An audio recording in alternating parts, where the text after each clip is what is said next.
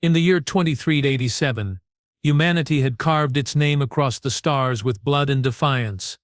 The Terran Colonial Defense Force had fought 17 interstellar wars, each one leaving deeper scars on the collective soul of mankind. Earth itself bore the marks of invasion, glassed cities rebuilt from ash, memorial gardens where entire populations once stood, and veterans who carried the weight of 1,000 alien worlds in their weathered eyes. Among the rolling hills of what was once Montana, now simply called Sector 7, a single ranch house stood like a monument to forgotten peace.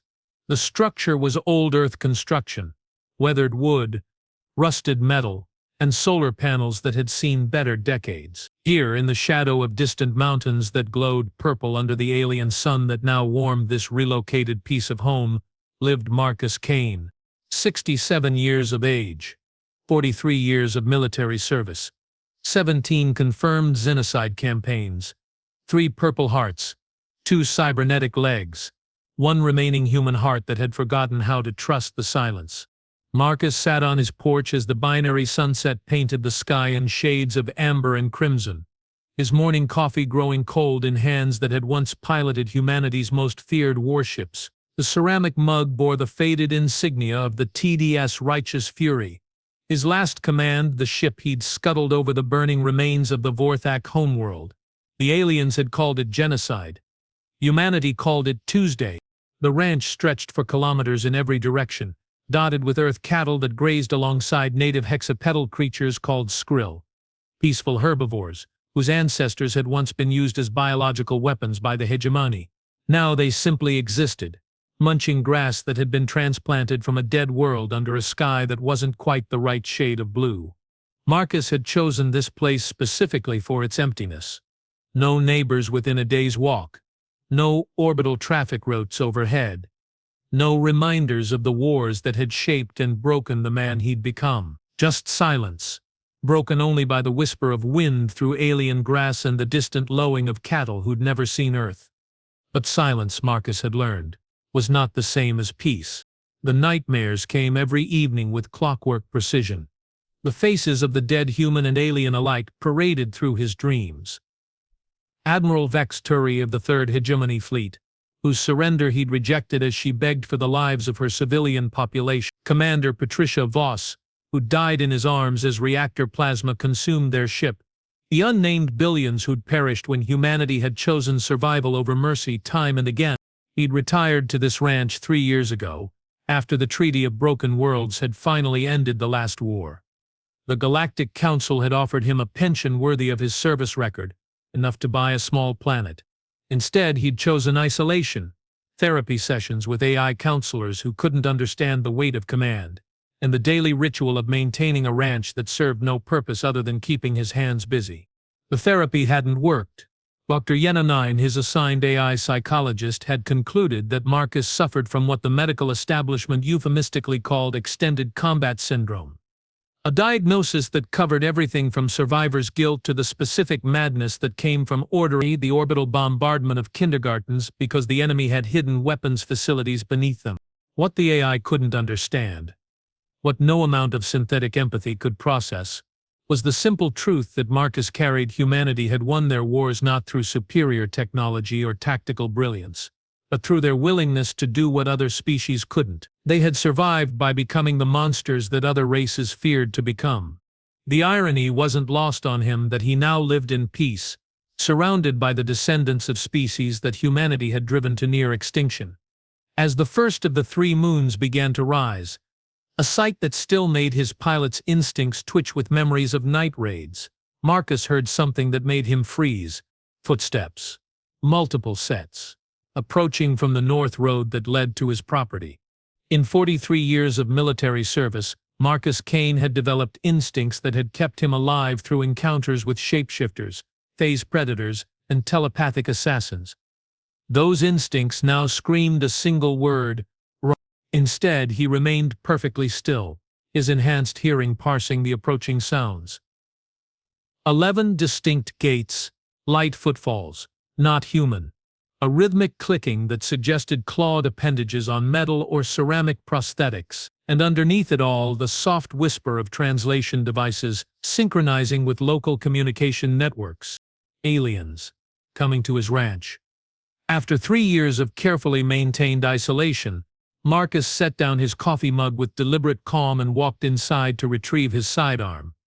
A military-grade plasma pistol that could punch through starship hull plating. As he checked the charge and confirmed the targeting system was active, a part of his mind cataloged the other weapons within reach. The hunting rifle above the mantel, the combat knife in the kitchen drawer, the emergency beacon that would summon colonial defense ships within 6 hours. But as he returned to the porch, weapon hidden beneath his coat, what he saw emerging from the evening shadows made him pause. They were clearly alien. That much was obvious from their elongated limbs and the way they moved with a grace no human could match. But they approached slowly, their hands visible and empty. No weapons that he could detect, no threatening postures, and as they drew closer, the last rays of sunlight revealed something that struck him like a physical blow. They were all wearing black. Mourning attire, universal across most species, refined over centuries of interstellar contact.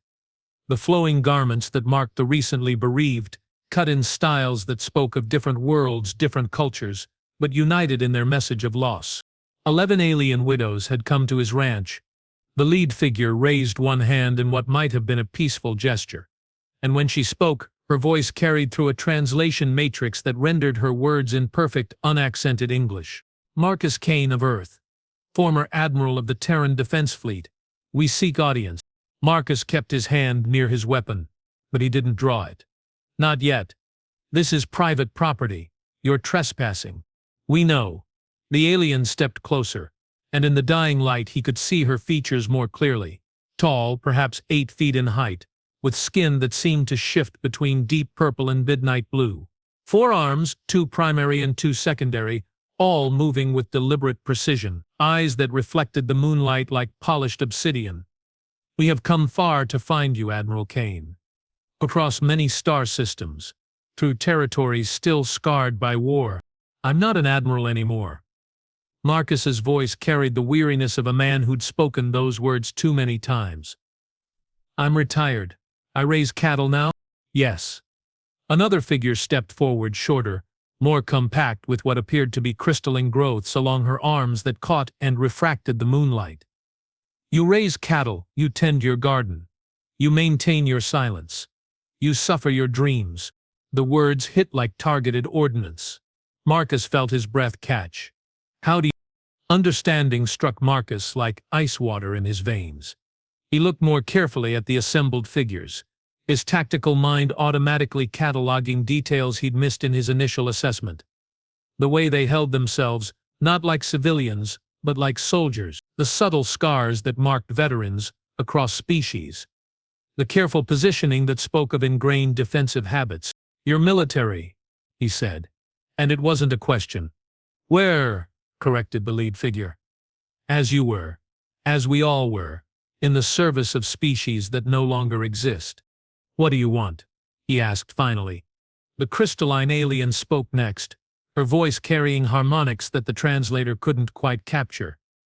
To tell you a story, Marcus Kane, about 11 species that went to war against humanity, about the commanders who led those wars, who made the hard choices, who carried the guilt of survival. About widows, added another voice from the group, who learned that sometimes the enemy is the only one who can understand the weight of what we've done. Marcus stood in the growing darkness, surrounded by aliens who claimed to understand his pain, and felt the careful walls he'd built around his isolation beginning to crack. I don't want visitors, he said, but his voice lacked conviction. Neither did we, replied the lead figure with something that might have been a smile. But sometimes what we want and what we need are different things. The first moon was now fully risen, casting silver light across the ranch that had been his sanctuary. In that light, Marcus could see the faces of his visitors more clearly, alien features marked by loss, by responsibility, by the particular exhaustion that came from surviving when so many others hadn't. They were soldiers, veterans, survivors. They were just like him. One night, Marcus said finally, his voice barely above a whisper. "You can tell me your story. Then you leave." The lead alien inclined her head in what might have been gratitude or acknowledgement. "One night, Admiral. That's all we ask." As Marcus turned to lead them toward his house, he couldn't shake the feeling that his carefully constructed isolation, 3 years of silence and solitude, was about to come to an end. What he didn't know, what he couldn't know as 11 alien widows followed him into the warmth and light of his home, was that they hadn't come just to tell him a story. They'd come to warn him of a war that hadn't ended, a war that was coming to his ranch. The interior of Marcus Kane's ranch house told the story of a man trying to forget he'd ever been a soldier. No military decorations on the walls. No service photos. No reminders of the ships he'd commanded or the worlds he'd helped conquer. Instead, there were books, thousands of them, covering everything from agricultural theory to ancient earth poetry. Furniture built for comfort, not efficiency. Windows positioned to show the rolling hills rather than tactical approach routes. But his 11 visitors saw through the careful civilian facade immediately.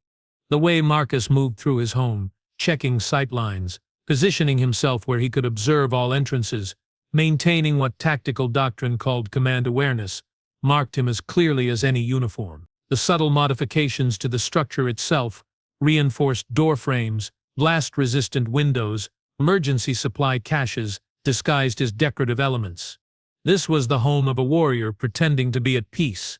"Please, sit," Marcus said, gesturing toward the living area he'd arranged around a fireplace that burned real wood. Another affectation of Earth nostalgia. "I'll make coffee, or tea. I have accommodations for different metabolisms." The lead alien, who had introduced herself as Vorthessa of the extinct Hegemony Third Fleet, lowered herself onto a reinforced couch with fluid grace. "Coffee would be welcome, Admiral. We have adapted to human beverages." As Marcus busied himself in the kitchen, the other 10 arranged themselves throughout the room with the unconscious spacing of military professionals. Each chose positions that covered different fields of fire, different escape routes. Old habits, Marcus thought, died harder than old species. When he returned with a tray of steaming mugs, Vorthessa began to speak. "The Hegemony Third Fleet," she said, her voice carrying through the translation matrix with careful precision, consisted of 800 warships and their support vessels. 43 million souls, military and civilian. When Admiral Marcus Kane of the TDS Righteous Fury began his final assault on our command structure, I was tasked with organizing our evacuation. Marcus paused in the act of distributing coffee. "Remember, you sent surrender transmissions. Offered terms." "Yes." Vorthessa accepted her mug with hands that trembled slightly. "Not from age, but from memory. Standard military protocol. Preserve civilian lives. Minimize casualties among non-combatant populations. The rational choice for a commander facing inevitable defeat." The crystalline alien, who had identified herself as Keth Sara of the Nexus Coalition, spoke next. "But you were not fighting rational opponents, were you, Admiral Kane?" Marcus sat heavily in his chair, the weight of memory settling onto his shoulders like armor he couldn't remove. "No." "We were fighting for survival." "Tell them," said a new voice, melodic, alien, touched with harmonics that made the windows vibrate slightly. The speaker was Zaxandra of the Chorus Worlds, her people's natural ability to manipulate sound waves, making her words carry deeper emotional resonance. "Tell them what you faced, Admiral, what humanity faced." Marcus stared into his coffee, seeing not the dark liquid but the tactical displays that had haunted his command deck during those final months. Total extinction. The collective, your allied species, had made their position clear. Humanity was to be eliminated, not conquered, not subjugated, wiped out completely. "Because you were deemed too dangerous to exist," added another alien, this one bearing the scarred carapace of the insectoid hive remnant. "Your species' capacity for violence, for adaptation, for doing whatever was necessary to survive, it terrified the galaxy." Vorthessa leaned forward, her dark eyes reflecting the firelight. "So when I offered surrender terms, when I begged you to spare civilian populations, you made a choice that haunted military academies across 50 species." Marcus nodded slowly. "I rejected your surrender. I rejected all surrenders, because acceptance would have meant trusting species that had already declared their intention to commit genocide against my people. And instead, the words came out like ground glass. I ordered total engagement, no prisoners, no mercy, no survivors who might regroup and continue the extermination campaign. The silence that followed stretched across years and light years, connecting this peaceful ranch to the burning void where fleets had died and species had faced extinction. Kathasura spoke next, her crystalline features catching and refracting the firelight into complex patterns.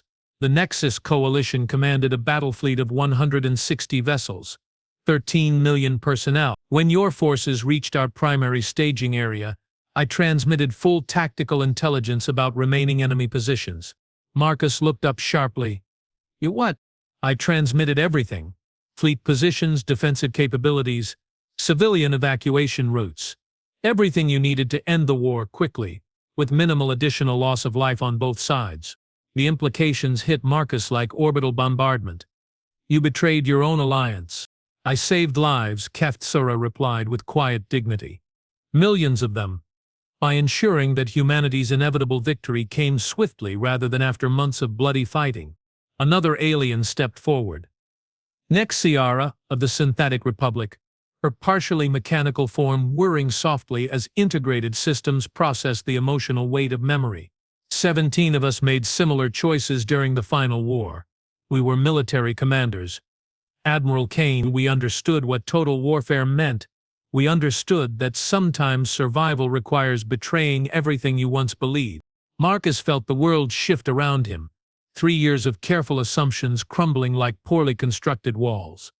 We're saying, interrupted Zaxiandra, her harmonic voice making the very air vibrate with significance, that humanity won the war not just through superior ferocity, but because some of us chose to help you win it. The revelation struck Marcus like weapons fire. Throughout the final campaigns, their intelligence had been uncannily accurate. Enemy positions exposed, defensive strategies anticipated, critical supply lines vulnerable at exactly the right moments. He'd attributed it to humanity's intelligence services, to captured data, to the fog of war working in their favor. Instead, it had been sabotage. Alien commanders choosing humanity's survival over their own species' continued existence. Why? The word came out as barely a whisper. Vorthasa set down her coffee mug and fixed Marcus with eyes that had seen the death of worlds. Because we recognized something in humanity that our leaders refused to acknowledge. You were not the monsters they claimed you to be. You were simply a species that refused to die quietly. We studied your military history, added another alien, her form shifting like liquid shadow. Your civil wars, your world wars, your species-wide conflicts. Always, humanity faced extinction. Always you chose survival over honor, pragmatism over principle. It wasn't evil, Admiral Kane. It was evolution. Marcus stood abruptly, pacing to the window that overlooked his carefully maintained ranch. So what are you telling me? That you feel guilty about helping humanity commit xenocide? That you want absolution from one of the architects of your species' destruction? No. Orfessa's voice carried a note of steel that reminded Marcus why she'd commanded fleets. We're telling you that the war never ended. The temperature in the room seemed to drop 10 degrees. Marcus turned slowly. Explain. Kathasura gestured with one crystalline appendage toward the window, toward the peaceful night beyond. The Treaty of Broken Worlds ended open hostilities. It created buffer zones, established trade agreements, recognized humanity's sovereignty over conquered territories. What it didn't do was change the fundamental equation that started the war. Humanity, said Nexora, her mechanical components whirring with increased activity, is still considered too dangerous to exist. The surviving species have spent the last 3 years rebuilding their fleets, sharing technology, preparing for a second war of extermination. Marcus felt his combat instincts surge back to life after years of dormancy. Intelligence suggests what your leaders want it to suggest, interrupted Zaxiandra. Peaceful intentions, diplomatic solutions, gradual integration of humanity into galactic civilization. All lies designed to keep your people complacent while the Remnant Alliance prepares for total war. The Remnant Alliance. Marcus knew the name. The confederation of surviving species that had formed after humanity's victory.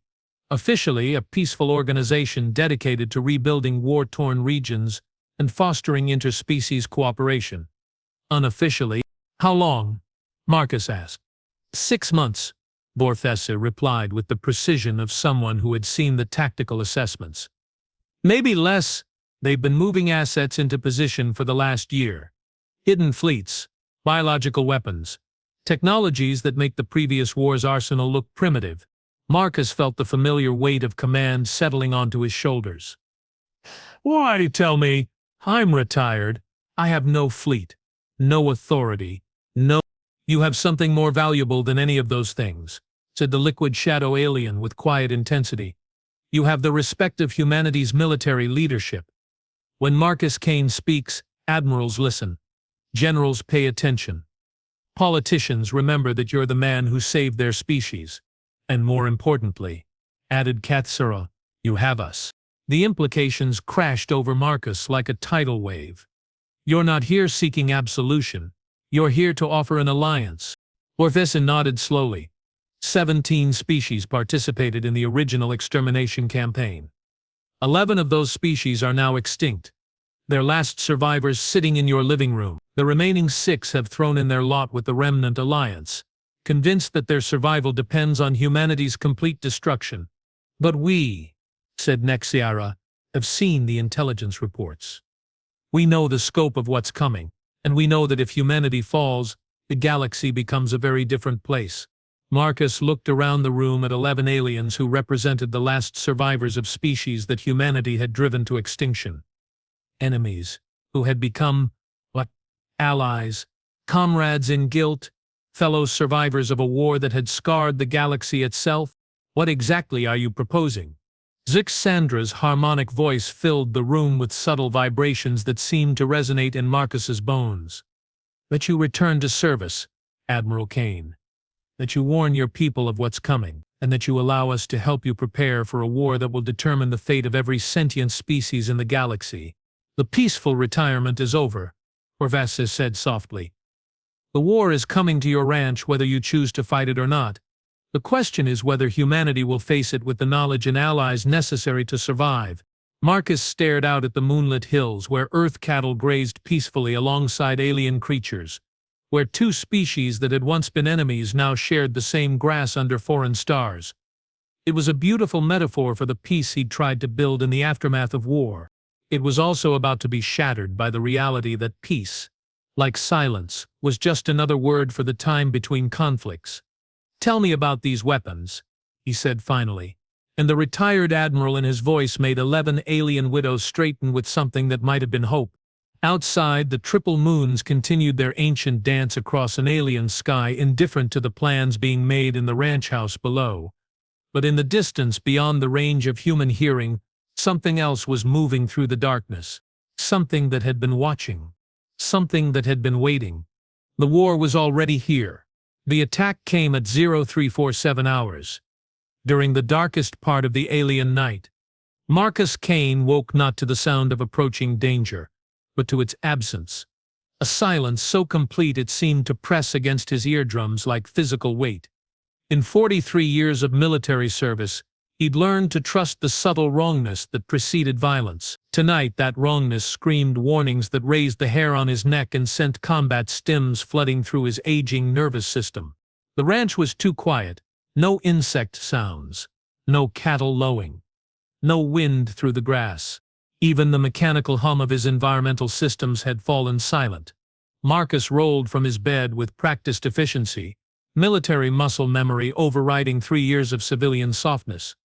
His sidearm appeared in his hand as if conjured, fully charged, safety-disabled targeting matrix synchronized with the ranch's defensive systems. Systems that should have alerted him to any approaching threats.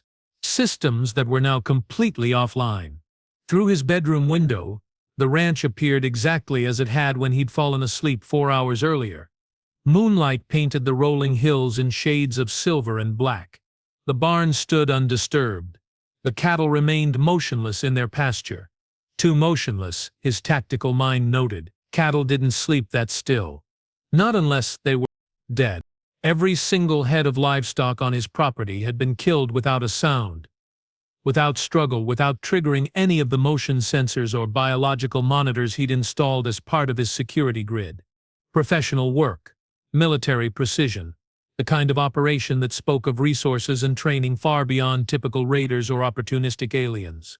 Marcus activated his emergency beacon with a thought command transmitted through his neural interface and felt the cold shock of realization when nothing happened. Communications were down, not jammed, completely severed. Whatever was out there had systematically dismantled every connection between his ranch and the outside world, which meant they'd been planning this for weeks, months, possibly, learning his systems, mapping his defenses, timing their approach for maximum tactical advantage. The question was whether they included his 11 alien guests. Marcus moved through his house with the fluid precision of someone who'd spent decades turning living spaces into defensive positions. His enhanced hearing parsed the subtle sounds of the structure, the settling of wood, the whisper of air through ventilation systems, the barely perceptible vibrations that indicated the presence of other living beings. The living room where they'd shared coffee and war stories 6 hours earlier was empty. But signs of struggle were everywhere. Furniture overturned. Scorch marks on the walls where energy weapons had discharged. Alien blood, multiple different colors and consistencies, splattered across surfaces in patterns that told a clear story to someone trained in forensic combat analysis. His guests had fought. They'd fought hard, and they'd lost. Marcus found the first body behind the overturned couch where Verthessa had been sitting. Not Verthessa. She was gone, along with most of the others. But this corpse belonged to something else entirely. Something with too many limbs and skin that seemed to shift color even in death. Something that definitely hadn't been part of their evening's conversation. Shapeshifter. Infiltrator species. The kind of organism that could have been watching his ranch for months without being detected, learning his routines, mapping his vulnerabilities. The kind of creature that would have reported his alien visitors to whoever was coordinating this operation. Marcus checked the weapon's charge indicator, confirmed his backup armaments were accessible, and began moving toward the rear exit he'd installed specifically for situations like this. As he moved, his tactical mind processed what had happened. Someone, the Remnant Alliance most likely, had been monitoring him more carefully than he'd realized. When 11 alien survivors had arrived at his ranch, it had triggered response protocols that treated their presence as a threat requiring immediate neutralization. But why take prisoners?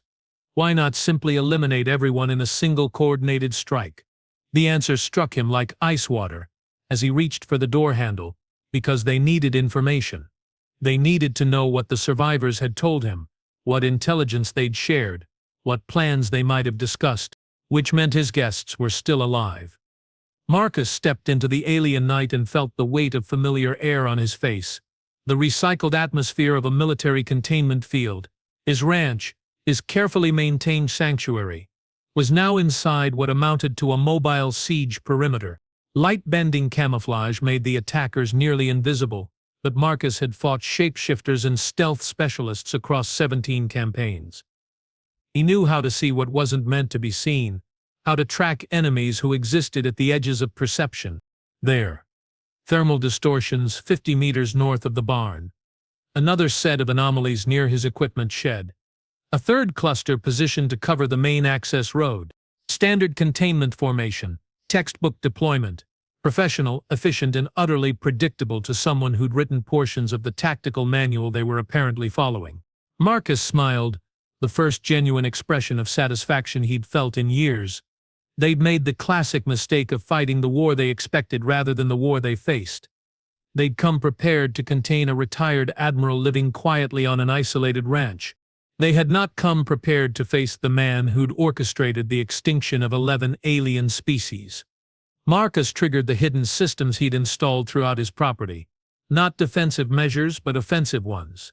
Systems designed not to repel invaders, but to eliminate them with maximum efficiency and minimum warning. The night erupted in violence. Concealed weapon emplacements emerged from camouflaged positions and began tracking targets with lethal precision. Anti-personnel mines triggered by quantum signature recognition rather than simple pressure plates, detonated in sequence to create overlapping kill zones. And from hidden bunkers he'd constructed during his first year of retirement, automated defense drones launched with the kind of weapons loadout typically reserved for assault frigates. His ranch, Marcus thought with grim satisfaction, had always been a trap.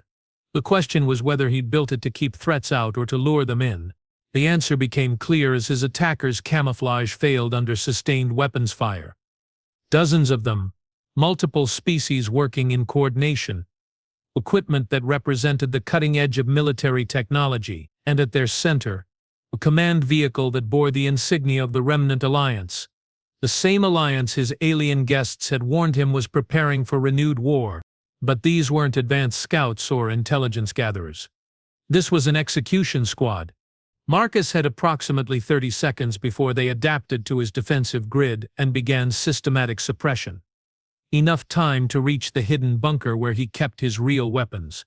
The ones that normal civilians weren't supposed to possess, the ones that had made him one of the most feared military commanders in human history. He ran. Behind him, his ranch house, 3 years of careful peace, books and coffee and the illusion that war could be left behind disappeared in a fireball that lit the alien night like a newborn star. The bunker's blast doors sealed behind him with the finality of a coffin lid. But inside, surrounded by weapons and tactical systems that most planetary governments would consider excessive, Marcus Kane felt something he hadn't experienced in years. He felt like himself again. The command console came online with a whisper of activation harmonics, and suddenly Marcus was connected to a network that spanned star systems.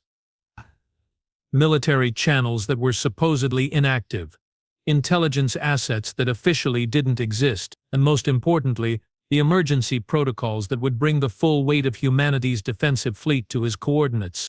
But as data flowed across his displays, Marcus realized the scope of what was happening extended far beyond a single attack on a retired admiral's ranch.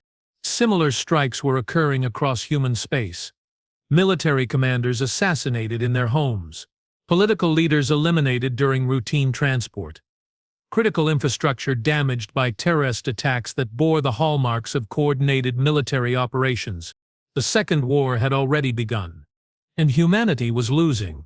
Marcus opened communication channels that hadn't been used since the Treaty of Broken Worlds, broadcasting on frequencies that would reach every human military installation within 50 light-years.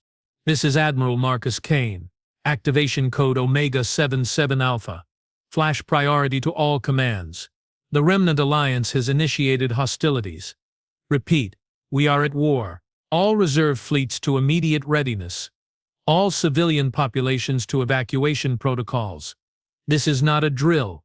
As confirmation signals began flooding back from across human space, Marcus turned his attention to the tactical situation immediately around his ranch. His defensive systems had bought him time, but they wouldn't hold indefinitely against military-grade assault equipment. More importantly, somewhere in that chaos, 11 alien widows were being held prisoner by the same species that had once tried to exterminate humanity. The same aliens who'd helped humanity win the First War. The same aliens who'd risked everything to warn him of the Second. Marcus Kane had spent 3 years trying to forget he'd ever been a soldier.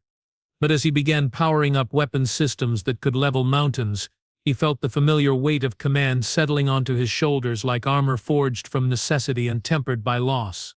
Time to remind the galaxy why humanity had survived the first one.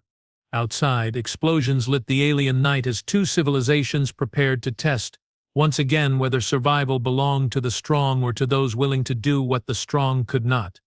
In his bunker, surrounded by the tools of his trade, Marcus Kane began to plan. Not for victory, not for peace, for the kind of ending that would ensure this war was truly the last one. The screens around him flickered with incoming reports. Enemy fleet positions, casualty assessments, tactical analyses that painted humanity's situation in stark, unforgiving terms. The Remnant Alliance had learned from their previous defeat. This time they'd come prepared for humanity's capacity for total warfare. They'd brought weapons that could sterilize star systems, biological agents that could rewrite genetic codes, technologies that existed at the intersection of science and nightmare. But they'd made one critical error. They'd left witnesses alive. And Marcus Kane had spent 43 years learning that sometimes the most dangerous weapon in any arsenal was someone with nothing left to lose. The alien widows who'd come to warn him weren't just prisoners now. They were assets. And Marcus Kane had never failed to extract maximum value from his assets. The second war would be different from the first. It would be worse, but it would also, if Marcus had anything to say about it, be final. Outside his bunker, the night burned with the promise of violence to come. Inside, a retired admiral prepared to remind the galaxy that some retirements were temporary. Some wars never ended. And some enemies made the mistake of believing that peace meant surrender. The Remnant Alliance was about to learn the difference between humanity at war and humanity with nothing left to lose. The education would be brief, thorough, and absolutely terminal. Marcus Kane smiled in the darkness. And somewhere across the galaxy, species that had thought themselves safe began to remember why they'd feared humanity in the first place. The Second War had begun. Humanity intended to finish it.